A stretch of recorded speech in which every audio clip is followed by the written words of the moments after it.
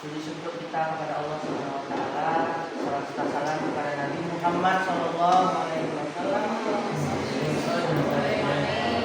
Semoga apa yang kita ajarkan hari ini masih dalam kategori dakwah, meneruskan perjuangan Rasulullah. Semoga dengan melakukan dakwah ini kita bagian dari apa yang beliau perjuangkan. Amin.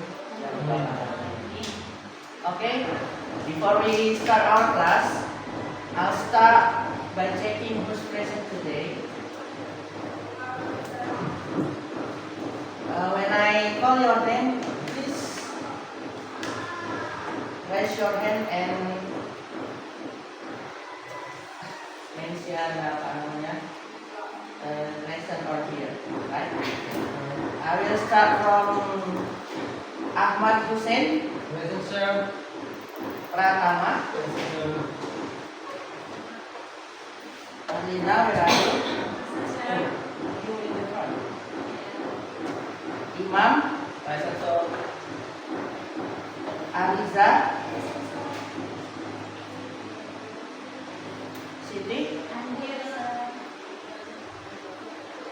Wait, just hold on. I just have a great idea about your name. Ya, this is ini cocok sekali. Gimana ya, Husain? Jadilah seperti Husain yang bijak dalam tantangan, sekuat Pratama yang selalu berada di garis depan, seteduh Arlina yang menenangkan, seteguh Imam yang memimpin langkah, setelah Siti dalam ketekunan, dan secerdas Arija yang mengubah mimpi dari nyata. Gabungkan kekuatan mereka, dan kamu akan menjadi versi terbaik dari diri itu sendiri. Oke, kita absen ke student berikutnya. Oke, after all of it has been checked, I will talk about our material today. Kita akan bicara soal, hari ini kita akan belajar tentang, we will learn about how to write an abstract in your undergraduate thesis, atau kalau istilahnya dalam bahasa Inggris itu skripsi lah. Kalau thesis kan tesis, kalau dissertation disertasi, atau kalau dalam istilah lain doctoral thesis itu dissertation juga. Gitu, itu istilah-istilah. Jadi this topic is very important ya. Buat abstrak itu penting sekali bagi seorang akademisi. Kenapa? Because it's the first part how people in the world see your article. Jadi orang-orang seluruh dunia itu lihat tulisan awal kamu itu, penelitian kamu itu dari mana? Dari abstraknya dulu. So, pandangan pertama itu paling penting di dalam dunia akademis. Sama. Jadi ketika abstraknya bagus, so it's very important for your new academic. Misalnya about how to apply scholarship, gitu ya. Okay, let's just begin. First, let me ask you, have you ever read an abstract? Of course, ya, you are academician. Something abstract that make you interested? Pengennya jadi gara-gara baca abstraknya jadi pengen baca semuanya? Pernah ya? Pernah.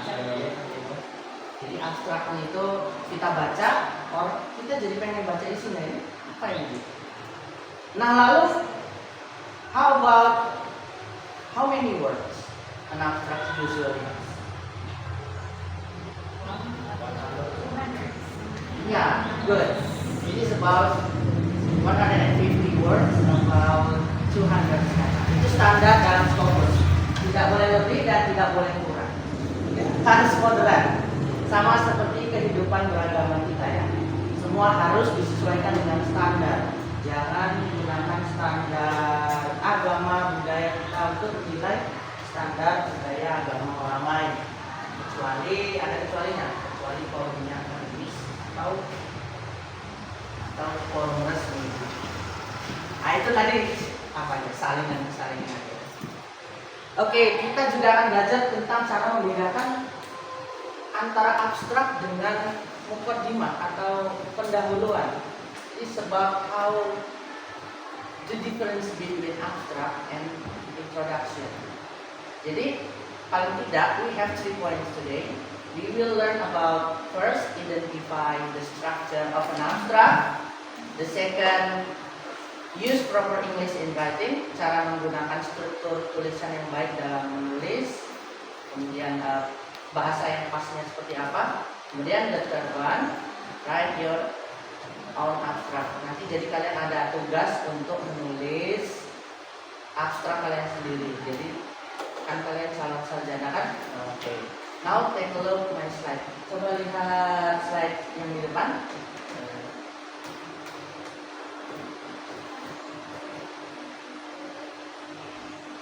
Okay, an abstract is just like a mini version of your thesis. Jadi abstrak itu ya kayak model kecilnya dari skripsi kalian lah.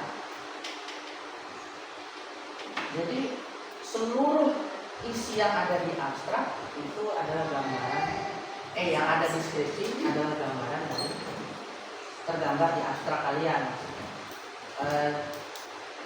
Coba siapa ya? Siti, can you mention? I have said to you our material for today. Can you mention Siti the first part of the abstract? The first part of abstract is background, sir. Background, ya. Jadi kita lihat jadi di awal itu ada background. Apa itu background? Background adalah latar belakang atau konteks dari penelitian kita.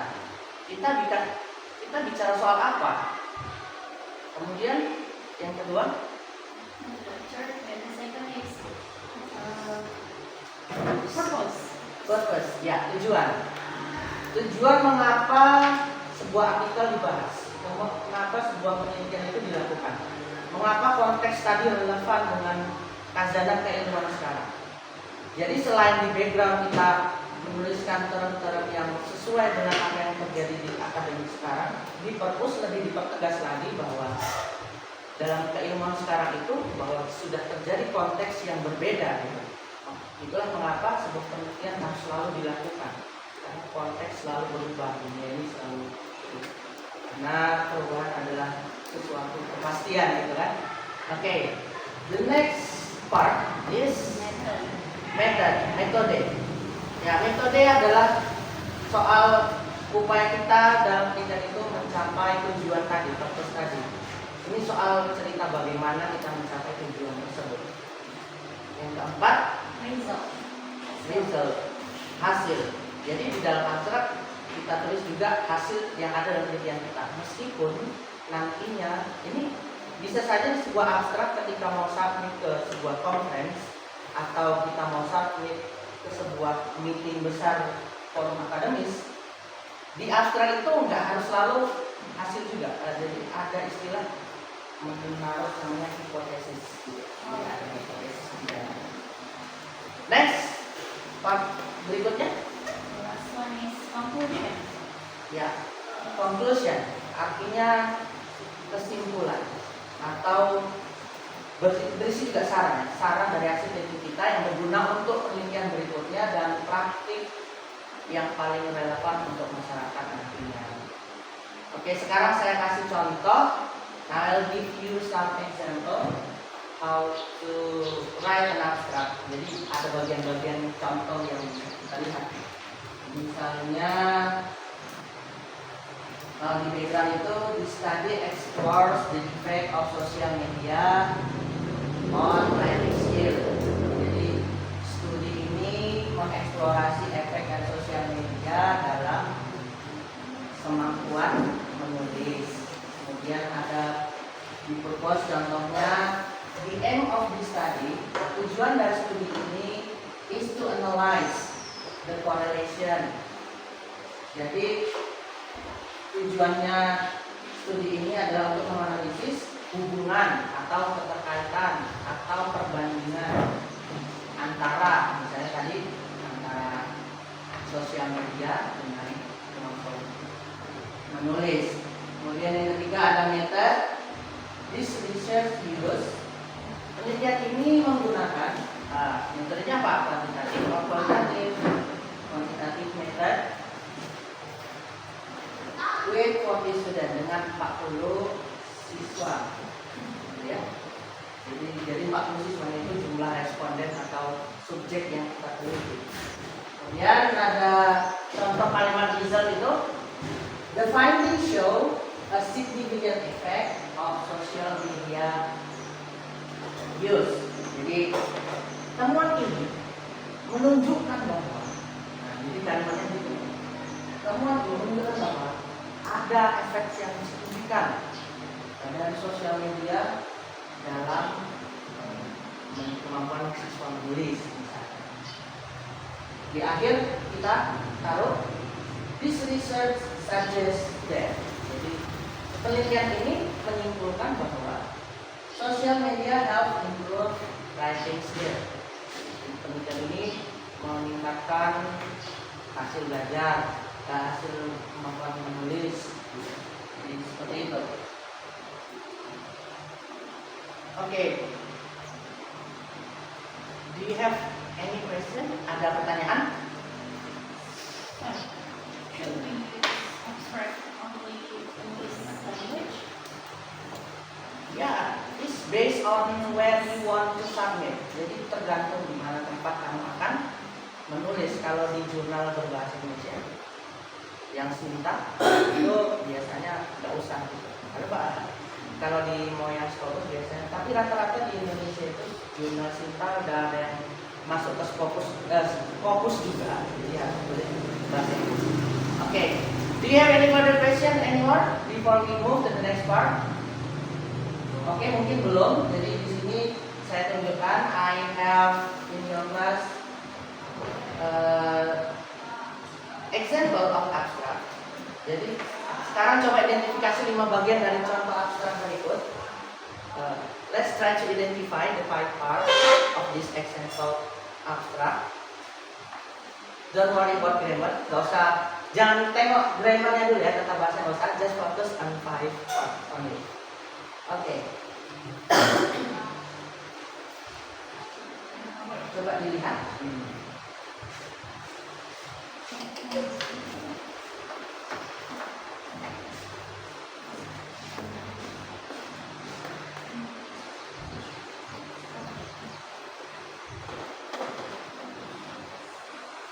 Mana backgroundnya?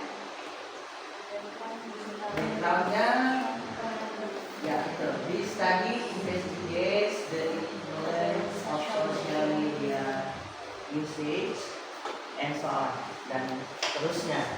Kemudian untuk bagian fokusnya apa? The aim is to understand how different from like Instagram. Okay, do for the next parts ya. Okay, right down in your writing book.